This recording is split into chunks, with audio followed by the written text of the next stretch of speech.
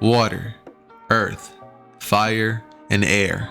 Long ago, this world was just like yours, but with the birth of a glowing baby, we now have quirks and heroes alike. And this is the story of how I became a dumbed down version of the Avatar, courtesy of Izukage's bathwater. And you can pause the video right now if you want to know what I mean by that, because you got me effed up if you think I'm about to explain everything. Hey Ross, sauce it up.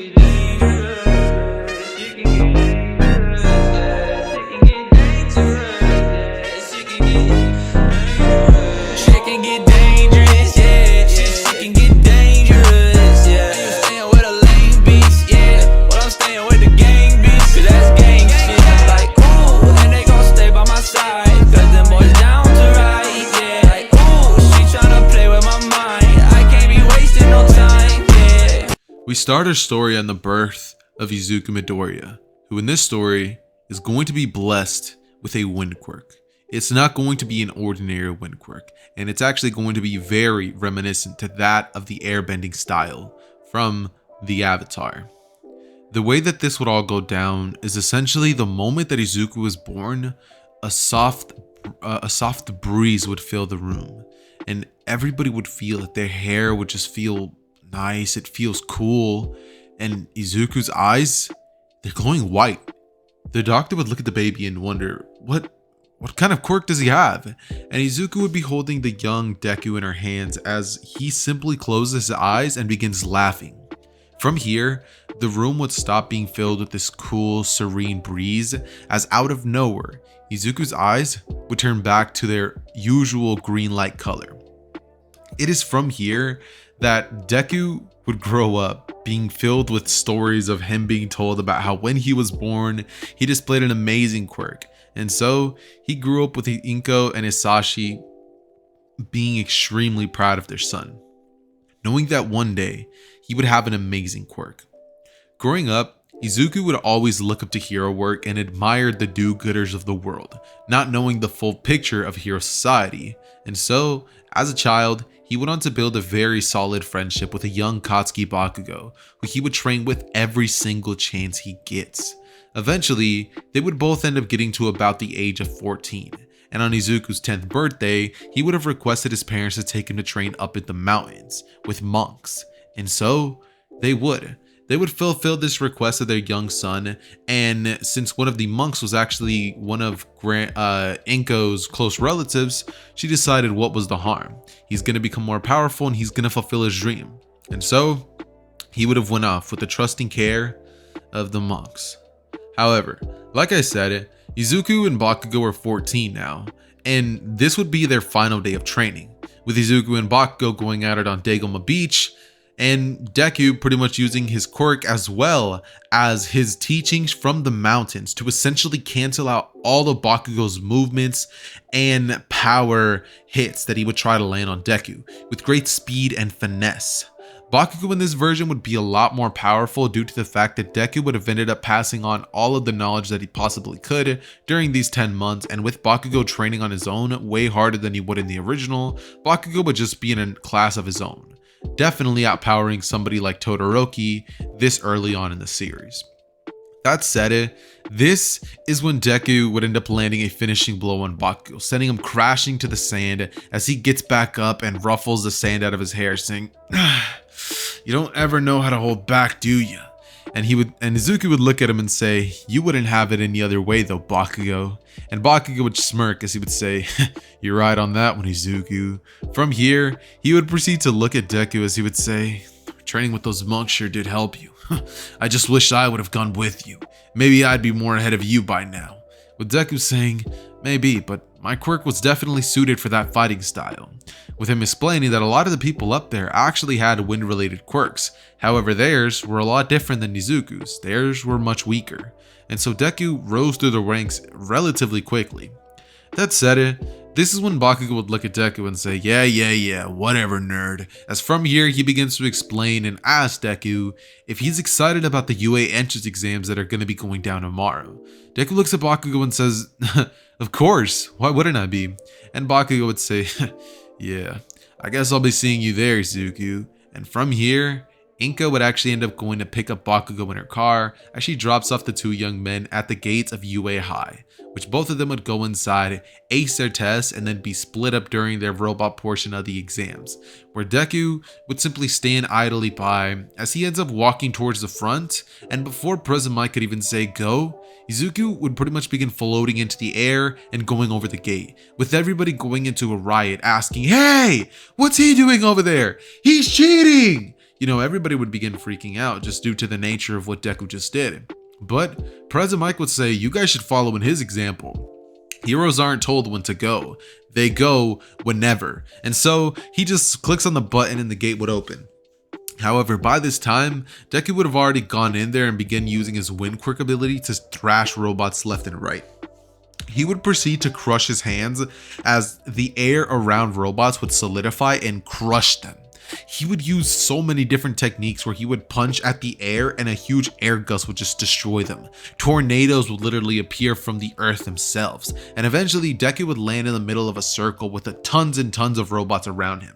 As he would land down, he hits his fist on the floor and a giant gust of wind would blow the robots in an omnidirectional way that would send them all crashing into walls, and Deku would simply get back up as he jumps from building to building, and he begins to jump on the air itself, solidifying it for Deku to simply walk and run and jump on top of the air itself. Deku would be displaying his insanely powerful quirk to the school for everybody to see, and everybody would be quite impressed because this is something that they've never seen. I mean, Inasa's quirk is impressive on its own, but Deku, he's in a class of his own. It's insane. It's incredible. However, Deku would simply go by, destroying and completing the tests as the time would finally go on, and eventually the 0-pointer would come out. Once Izuku sees the 0-pointer, he doesn't even give it the chance to end up hitting Uraraka or causing her to be put under some rubble. Instead, Deku would fly towards the direction as he finally is able to let loose for once in a while. His eyes would change to a white light color as out of nowhere, Deku would do these weird hand movements and he would then push out one palm before a giant gust of wind, like from his palm hitting the air itself, would create a gigantic spiraling tornado that would hit the 0-pointer robot with so much force that the 0-pointer's robot's head would fly clean off and it would simply lay there standing with no damage being done to the buildings other than the robot's head flying off in an opposite direction and crushing a bit of a building. That said, Deku would then glide to the ground as everybody would be looking at Izuku just thinking to themselves, that kid, he's incredible. People in the UA entrance exams like lobby where they're watching things as in teachers would be impressed with him saying that kid is getting into UA 1000%. And All Might would be thinking about how similar that is to whenever he punches the air and creates these giant bursts of wind. However, it's on another league. It's incredible.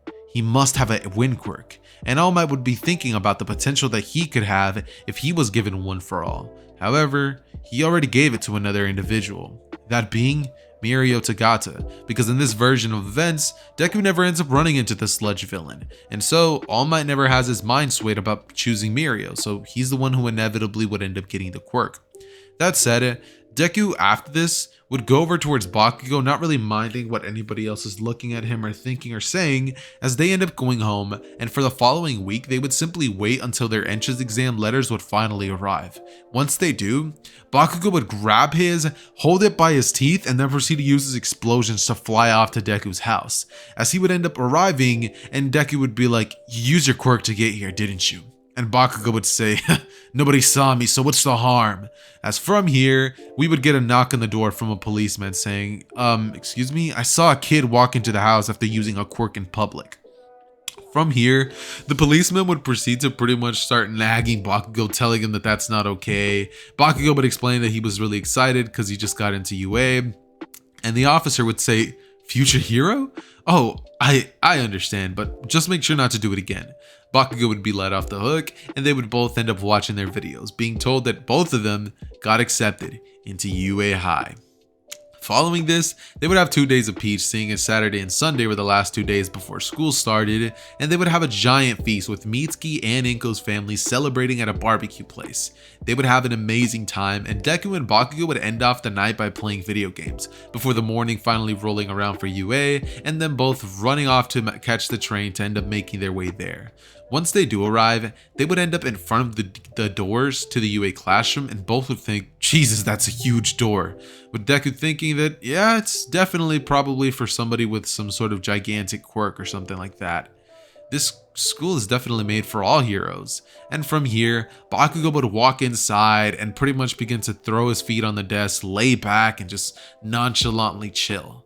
As Deku would look at Bakugo, not say anything, until a blue-haired boy with glasses known as Tenya Ida would walk towards him and say, "Hey, what are you doing with your feet on the desk? You know that UA students sit there? That is disrespectful. What are you doing?" But Deku would look at him and say, "Dude, chill. What are you doing?" He would look at him and say, "Daddy, chill." Before then proceeding to be like, "Look, we can come to an agreement." and Ito would be like, what is even that? And no, I'm just playing, that doesn't happen. But seriously though, Deku does proceed to tell Bakugo that the kid with the stick in the mud, the stick in the mud kid definitely does have a point. I mean, he shouldn't be putting his feet up like that when the teacher is about to get up. With Aizawa overhearing this in his sleeping bag, thinking he knew I was here, and Deku saying, "You guys better quiet down, because from what it looks like, teacher's about to get ready to teach us something." From here, Ito would remain silent, go back to his desk. Bakugo would take his feet off and then say, "Loser." As from here, Aizawa would stand up and begin to say, "Took you guys 4 seconds to finally settle down. That's not gonna do, but thanks to that kid over there, you guys brushed off a couple of extra seconds." He'd look at him and say, "What's your name?" And Izuku would say, "The name's Izuku Midoriya. How about yours?" And Aizawa would say, "Name's Aizawa. I'm gonna be your pro hero teacher from now on." With Deku saying, "You're the hero eraserhead, aren't you? I could tell by the bags under your eyes, the scarf around your neck, and the goggles. Honestly, your pro hero costume is one of the best that I've seen." With Aizawa kind of nodding and then proceeding to tell the class, "Put these on and meet me outside." Uraraka would protest to this a little bit before Aizawa would finally tell her that the world isn't fair and that they better meet them outside.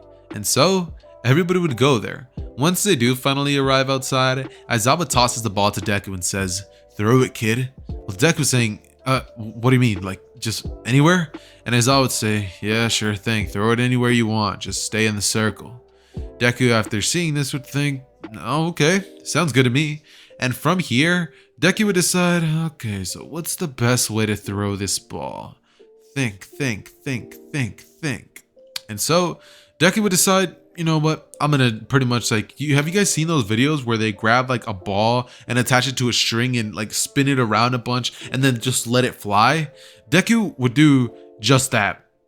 He would proceed to grab the ball, and with his wind quirk, he would begin spinning it so fast that it pretty much looks like it's staying in place. And Deku would finally blast it off in one specific direction as the ball flies off and pretty much ends up breaking the sound barrier before it burns out before it can even hit the ground. And Aizawa would show them question marks, not infinity, but question marks.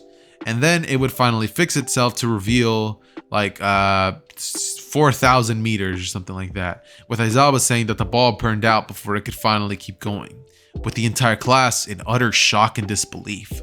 From here, they would go on to take the rest of the quirk apprehension tests, and everybody would do pretty well. By the way, this time around, Aizawa doesn't actually end up telling them that this is going to be like one of them is going to get expelled, because nobody ends up saying it looks like fun. They were all too shocked by Deku's performance to say anything like that, and so they went through the test without making Aizawa mad, meaning nobody gets expelled this time. So let's go, Mineta, you're actually staying in today's story. That said, they end up being told by Aizawa that that's it for the day. And from here, all the students would end up going home, with Izuku and Bakugo tagging along on the train to end up at Bakugo's house, where they end up having a meal with Mitsuki and Bakugo's father, all just kind of enjoying themselves in the dinner table. Out of nowhere, Bakugo's little sister, who I'm going to be adding in this version for no apparent reason, other than this one interaction, Mizuka would end up coming in and being like, "Hey, big bro," as she proceeds to be like, "How was school?" And Bakugo would say, "Hey, Mizuka, it's good." As from here, Deku would say, "I don't mind him. You know he's always grumpy." With him saying, "I'm not always grumpy." But from here, Deku would say, "See?" And, Mitsuki would be like, "Sweetie, come sit next to me." With, Bakugo's dad being like, "So, did you guys meet any ladies?" And Mitsuki being like, "Yeah, did you guys?" With Deku saying, "Not particularly. He was too focused on passing the quirk apprehension test." With Bakugo saying, "Yeah, he got first place, like usual. But don't worry, I'll catch up soon. And even if I don't, second place is mine, got it? And just so you know, I'll always be your rival. Nobody else will match up to you." As from here, Deku would say, "I know, Bakugo, I know." From here, we switch our perspectives back to Deku laying in his bed at night, with him just passing out and finally waking up the next morning to a notification on his phone. "So they posted a new video? Gotta watch it. What if Deku was a spy?" Seems interesting. Might have to look into it. He clicks on the video and it intros with this dude called Zedder being a complete sellout, talking about a channel membership. Channel membership? What's he talking about? Yeah, this is a selfless plug. Sorry, guys. Skip ahead if you don't care. Anyways, but for those of you who do care, basically, I made a channel membership. You can join. You get early access to videos, priority comments, priority reply to comments. That's really it. Nothing too special. It's just another way you guys could, kind of contribute to the channel and, help keep it afloat. That said, let's get back into the video. All right, so like I said before, they end up going back to school, and from here, they have about approximately 1 week of just kind of getting to know each other, figuring out the class dynamics and what each of them pretty much brings to the table in terms of, what they're all doing there. And so they end up all doing their things, and eventually the day would come where Aizawa just doesn't show up to class. However, about 10 seconds after the bell would ring, another person with blonde hair and an iconic smile would burst through saying, "I am here, walking in like a normal person," as All Might would reveal himself and the class goes nuts. Everyone's like, "All Might!" And All Might would just have his trademark smile on as he would proceed to say that, yeah, he's going to be teaching them today. Everybody would be extremely excited, and All Might would take out a button from his pocket as he would say, "Listen, kids, I believe in one thing. I think that the clothes make the pros, so get suited up and meet me outside." As All Might would proceed to pretty much reveal the wall with the costumes, and everybody would go get dressed up. Now, in case you're wondering what Izuku's costume is going to be, it's literally going to be the same thing that was on the thumbnail. That said, when they all end up being eventually met outside, what ends up going down is that they proceed to pick names. Now, for this video, I took the courtesy of just creating a random generator and picking who's going to be fighting against, Deku and who his teammate's going to be. Surprisingly enough, the order of characters that I got was Bakugo, Mineta, and Invisible Girl. And once I saw that, I'm not going to lie to you guys, I immediately paired Bakugo with Deku and made the other team just full of weaklings. Why did I do that? Because I could. Anyways, though, the way that this all goes down is that Deku and Bakugo were actually put up as the villains, with Invisible Girl and Mineta actually both being tasked with trying to grab the bomb and defeat both of the strongest kids in the classroom. When they were told this, they both immediately were scared and were like, "Can we maybe get other people? Their quirks are too powerful." But All Might would say, "No, never. Sometimes you will encounter extremely powerful villains, and it is your job to determine how to handle the situation." With them both dreading this outcome, and the rest of the class just being sorry for who they got drafted to kind of fight against. They both would end up inevitably having to go up there and fight, and so they would end up going through the building, with Mineta saying that he's not going nowhere near there. He would say that he'll open the door and be a distraction, I guess, but it's gonna suck for him, with Toru saying that she'll touch the bomb, and with her invisibility, it should be a breeze. Bakugo and Deku would be kind of just talking to each other, having a good time, thinking to themselves that hopefully this isn't too easy. With Mineta bursting through the room, Deku would simply blow a gust of wind at the door, shutting it closed in on Mineta's face as Toru quickly slipped in, and you could hear her footsteps. Bakugo, noticing this, would take a couple steps near the bomb, as him and Izuku would both simply be standing there. Now, in the original timeline, we saw Bakugo take out an invisible enemy like a lizard. So I have zero doubts in my mind that Bakugo would be able to react to, Invisible Girl.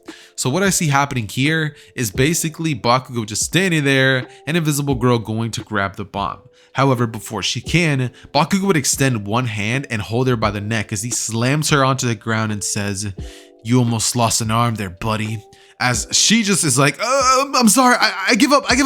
And Deku would just start letting out a hardcore laughter as he would then look at Mineta and he proceeds to lift his fingers as Mineta just flies up into the air and hits his head on the top of the roof, with everybody thinking to themselves, these two are monsters, and them both winning that portion. All Might would end up asking who the MVP was, with Momo saying that it honestly could have been both of them. They handled that situation extremely well, but she thinks that Bakugo was a little too aggressive with Invisible Girl, saying that if anything, the winner was Izuku. And so after this, they end up having a pretty good time, just watching the rest of their classmates essentially do their own thing, and Todoroki would be thinking to himself that Izuku kid has a very similar quirk to that kid that he met in the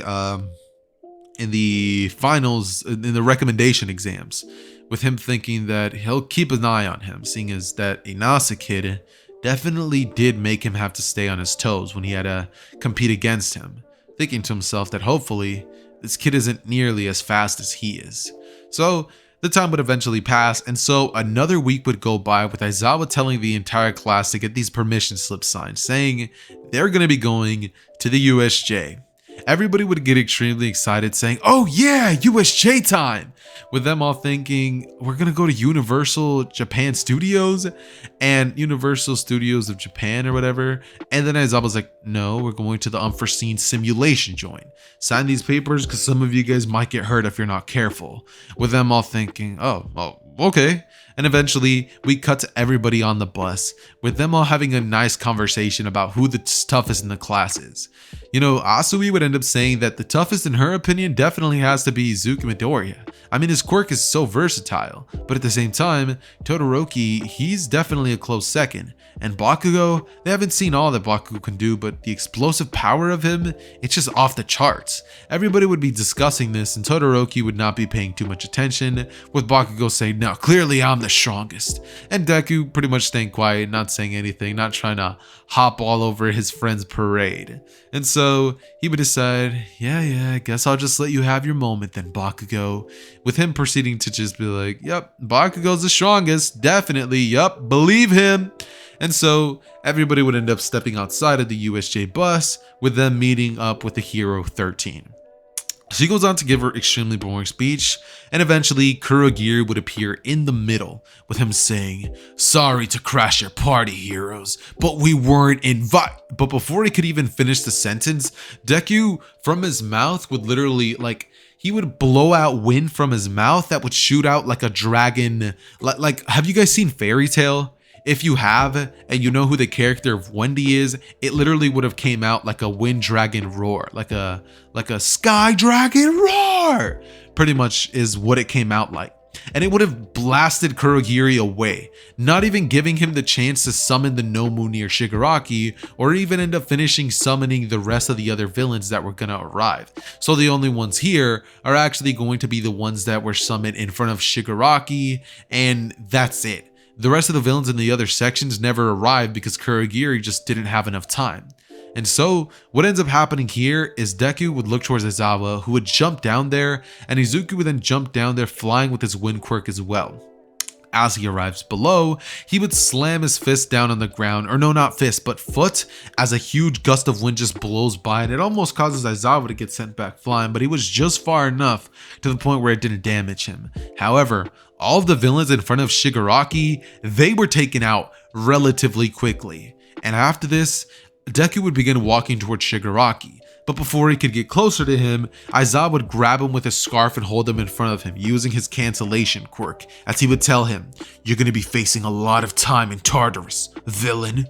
As from here, he punches Shigaraki and knocks him out, and after this, we would end up having Shigaraki and the rest of the villains that were captured being taken to Tartarus. With the Nomu not even arriving, that never becomes a problem. And so this is kind of where the USJ stops. Instead of it all being stopped because of what ended up going down today, what ends up going down is that they are actually allowed to continue it. The USJ never happened, nobody got hurt, and Deku and Aizawa handled it with ease. A couple of police came by to take out the villains a little bit later at night when it was all undercover, and so the USJ incident was never reported, so the other classes don't actually end up having that much hype for Class 1A. So when the day inevitably comes that they end up going to try to scout Class 1A to see the competition, not that many students end up arriving because none of them have the cause of thinking, oh, they were in a villain attack. So that never ends up happening. However, the UA Sports Festival is still around the corner, and with Aizawa announcing it, Uraraka still ends up going nuts like usual. But the day does arrive, and Izuku is bound to have to give the UA speech, seeing as he this time got the highest score that UA has ever recorded. So Izuku goes up. I was about to say Izuku, but Izuku goes up and he gives his relatively cool speech, encouraging everybody who thought that they had no chance to try their best, ending it off with plus ultra. The crowd goes wild and everybody begins to actually root for Izuku, with him quickly becoming a fan favorite after that hugely illuminating speech, because Deku just has this aura of greatness around him. However, Midnight would end up announcing the race, and so the race would begin. She blows off the starting pistol and Todoroki would immediately stomp his foot on the ground, freezing everybody in place, everybody who wasn't smart enough to dodge the attack. However, a couple of seconds following this, Deku would use his wind quirk to pretty much shatter the ice, and so it all just kind of turns into like snowflakes or snow, with everybody just being like, what?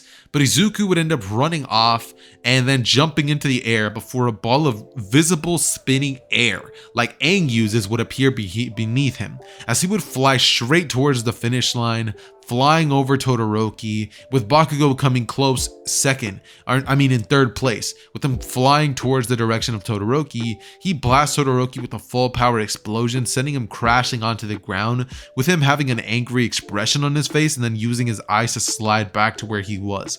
And so the race ends with Deku getting first place, Bakugo second, and Todoroki third.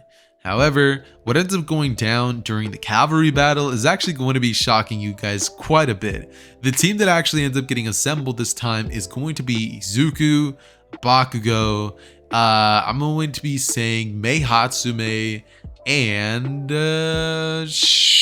Kirishima, because he thinks that they're both manly, so why not join them? And so as soon as the cavalry battle starts, I'm sorry to say this, guys, but this is about to be boring, because Deku was able to create a kind of orb around them of wind that just protects them from any of Todoroki's attacks and anybody else. So they kind of just watch the cavalry battle go down, with Bakugo saying, Izuku, let's go fight them, stop being a coward. But Deku would say, there's no point, Bakugo, they're just gonna tire themselves out and we'll have more energy for the final battles. You know how this goes, we've seen the UA Sports Festival every year since we were kids. Well, except for those 4 years I was gone, but you know what I mean. Bakugo would calm down, saying, you're kinda right. Whatever then, you better do your best in the finals. Make sure to make me look good. With Bakugo smiling and Deku thinking, oh yeah, sure thing, Bakugo. I'll make sure you look good. As from here, Bakugo's just like, what's that supposed to mean? And Deku would say, nothing, nothing, nothing. However, I need to be jumping over towards the side of the villains this time, because one thing that I've definitely failed to mention is a Tartarus Breakout, because now they don't not only need to break out Kurogiri, but they also have to break out Shigaraki, literally the grandson of Nana Shimura. So All For One establishes an all-out assault on Tartarus to break out both of his very, very crucial components to the chess puzzle. And so that ends up going around in the news a lot, with the fact that the villains were able to break 2 people out of Tartarus and a bunch more who were willing to listen to All For One. So now the villains have a lot more villains at their disposal, and they are looking stacked. We're talking Warriors 2015 team with Durant and DeMarcus Cousins. Wait, was it DeMarcus Cousins? Yeah, Cousins. So they're looking pretty OP. That said, They end up finally ending the cavalry battle, and with the villains breaking somebody out of Tartarus being all over the news, the security in the UA Sports Festivals actually tightened a whole lot more, with the security at Tartarus as well being tightened, and the heroes actually wanting to establish the UA dorm system a lot earlier on, because now they were able to break into Tartarus. Not only that, but Aizawa and the rest of the teachers would actually be thinking about actually giving Deku a provisional hero license for his insane performance in the USJ, of helping them wipe out countless villains in one fell swoop. His reaction was that of a pro hero, so they've definitely begun discussing it, but nothing has been done about it quite yet. That said, Izukage, Dirty, Bathwater, make sure to comment down below what you think about the series so far. Like, am I doing it justice? Did you expect something else from me? What do you think? Was it worth the 100 days? If it was, let me know down below in the comments and let everybody else know as well. That said though, what ends up going down is Deku would finally have his first match announced. Now this battle is obviously going to be fighting against Shinso. The way that I see this all going down is, you know, everybody else has their battles. Deku is like kind of one of the last first tier ones. He gets into the match and Shinso would immediately begin berating Deku with insult after insult. But Deku, training with the monks, his mind is trained very well. So he was not about to just give up a couple of easy points and just let Shinso get into his head. He just shoots a wind gust at him, knocking Shinso out of the arena, with everybody being surprised at just how quick that battle ended. They would think, whack. And so the next battle would begin. It would be Todoroki versus Izuku Midoriya. And the way that this one goes down, I'm sorry to tell you guys, but this one's actually not going to be very much more interesting than the last one, because keep in mind, the Izuku Midoriya in the original, using nothing but the flick of his fingers with one for all, was able to destroy the glaciers of ice that Todoroki would shoot at him each time. And so a Deku with powers way more enhanced than that with his wind quirk, he would definitely be able to shatter the ice and make the arena way colder. Eventually little sprinkles of snowflakes would begin falling from the sky, with everybody noticing, it's getting cold. I don't know, where some random dude would begin selling jackets in the stadium, and he would begin making big bucks. However, Deku would just begin getting closer and closer to Todoroki, as he ends up shooting one of the biggest ice glaciers that he could possibly muster, but Deku would simply walk right through it. He would create an orb of air that just proceeds to spin a ton, similar to that of Neji's 100 palm rotation technique, where all of the ice just like shatters anytime it gets near Deku's air dome. And he would walk closer and closer to Todoroki, with Todoroki just being shocked that everything he's doing is being outclassed. Todoroki eventually says, "Don't mock me," and shoots a burst of fire straight at the direction of Deku, which Deku would see and be like, "So you finally decided to use it, eh? Interesting." Endeavor would be up in the stands saying, "Shoto!" with him going crazy, and Todoroki just looking up at his old man thinking, "I can't believe I used a quirk. I'm a disappointment." But Deku would end up thinking to himself, "Wait, why don't you use your fire quirk? Why? It's extremely incredible and potent, yet you actively choose to not use your quirk. Why is that?" Todoroki looks at Deku and says, "You wouldn't understand, and even if you did, I wouldn't even want to tell you." However, Deku would create a dome around them, which would be trapping in all of the noise, and he would say, "Nobody's gonna listen, dude. Just tell me. There's no reason of fighting me if you're just gonna be using half of your power." Todoroki grits his teeth before saying, "I just can't." And Deku saying, "Listen, you can talk to me. I trained with monks for 4 years. I can help you clear your mind and view things in a clearer picture." With Todoroki saying, "Monks, eh? Never thought I'd be telling somebody this." He would begin to tell Izuku his origin story, and after hearing everything, Deku would say, "Yeah, your past is troubling, but you can't let that stop you from using your own quirk. While that power may very well be based on your father's, it's yours. Just because your father and you both have an arm and a leg, that doesn't mean that your arm and leg are his. They are extensions of yourself, not him. So use it. Use your quirk, Todoroki. Use your flames! Todoroki would burst with flames and ice on both sides, with him saying, just remember, Midoriya, you asked for this. Deku would have a smirk on his face as his eyes would glow white, and he would say, I guess I finally get to let loose. He would create a dome giant enough so that everybody could still watch the fight but not be damaged if they were in the brunt of the impact that's about to happen. As Deku would simply proceed to hold both arms out wide, and these like air wings would appear behind him that manifest that only Todoroki was able to see. Deku would then clap his hands as these gigantic wings would cause a burst of heavily concentrated air to just blast at the direction of Todoroki and completely cancel out his ability. Todoroki would stand there thinking, that took everything I had, with Deku punching out at the air and sending Todoroki flying down at the grass, with Todoroki being announced the loser of the battle. Bakugo would be watching, thinking to himself, well, that was anticlimactic. And from here, the final battle would be announced. Izuku Midoriya versus Katsuki Bakugo. Inko, Mitsuki, Hisashi, and Bakugo's father would be on the sidelines saying, whoa, let's go! Clapping it up, being like, this is gonna be the best fight! With everybody just kind of getting into the energy because of the two parents that are just going crazy for their kids. And Deku would be looking up with Bakugo doing the same. Them both looking at each other and saying, what do you say we both put on our best faces for them? With Deku saying, honestly, I was about to say the same thing.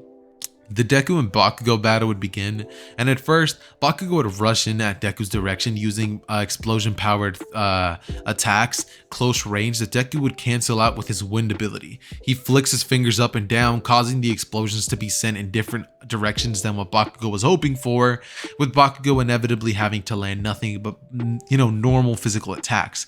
However, they were all being parried and countered back with a punch, a kick, a sweep. And eventually, Bakugo decides that that's not going to be the best way to approach this. He flies into the air and says, look, Deku, I've been working on something for quite a long time, so don't you dare hold back. With Deku saying, you know I won't, Bakugo, don't disappoint and don't die.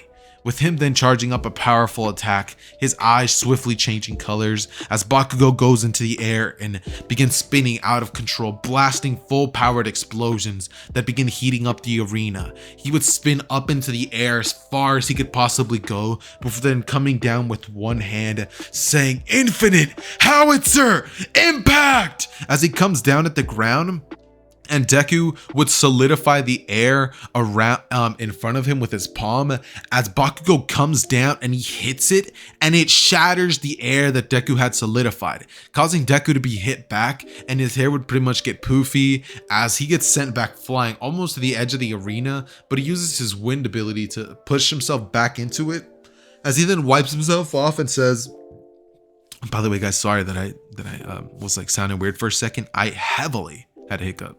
Anyways, though, what ends up happening next was essentially that Deku proceeds to smile and say, well, you showed me your strongest move. I guess I'll show you mine. He begins to clap his hands together as suddenly Bakugo feels as if he has so much weight on top of him. He gets crushed into the stadium as Deku begins crushing his hands slowly more and more until Bakugo gets knocked out completely, and Deku would pick him up and hold his hand up into the air with him saying, everybody clap it up for Bakugo Katsuki, let's go! They all start clapping and everybody's having a good time until a black portal would appear in the middle of the stadium, this being All For One, with him saying, sorry to crash the party. A bunch of villains would appear, with Kurogiri and Shigaraki being some of them, and the Nomu would appear right in front of Deku, with him saying, no, the villains. How could they have appeared at a moment like this? Do they not know that so many heroes are around? I mean, I get they broke out at Tartarus, but this is just ludicrous. Deku then looks towards the direction of a bunch of other heroes and stuff like that and thinks to himself that he can't let anybody get hurt. And so he'd rather sacrifice himself than let anybody else get hurt. Deku immediately gets into a serious state. His eyes would glow a white-like color, and this tattoo-like formation would appear on his body that has never been there before, with him going fully all out. and Deku would create a spherical dome of air that prevents anybody from getting in or getting out. As All For One would say, "It's mighty brave to sacrifice yourself for all those civilians out there. Why don't you come join me? You can be powerful. You could be a god to these people."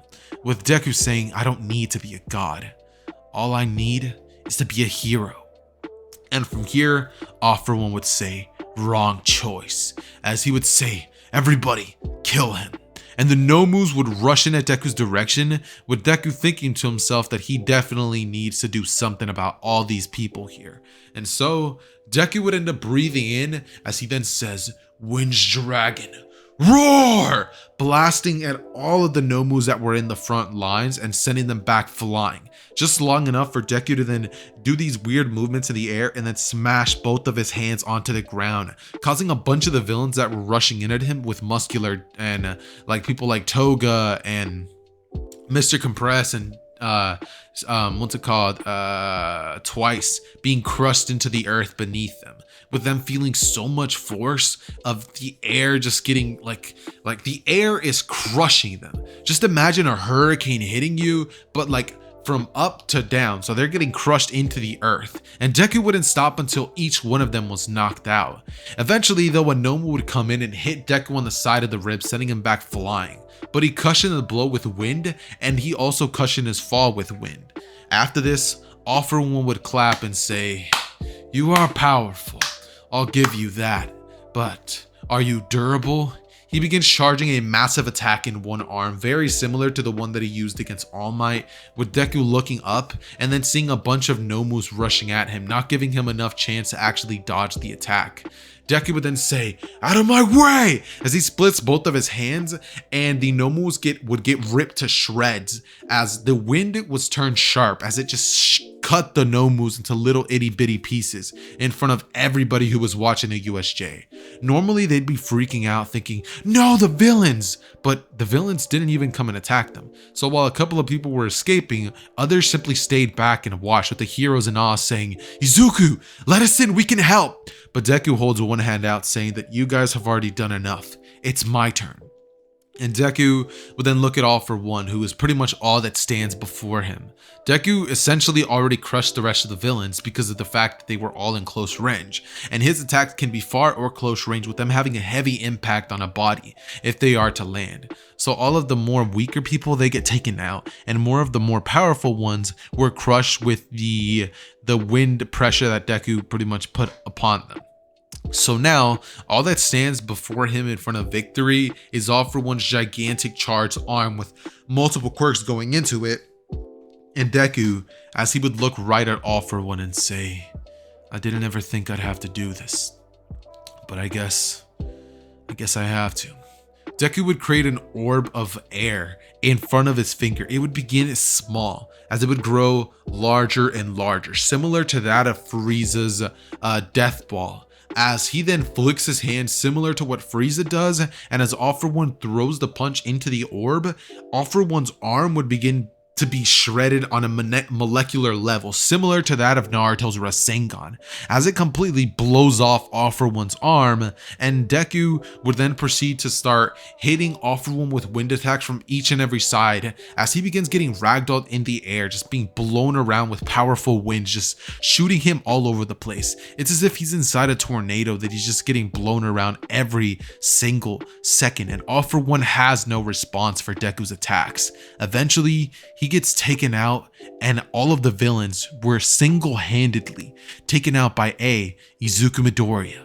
Everybody in the cloud would watch, with this going viral and people beginning to say that that kid right there deserves a pro hero license.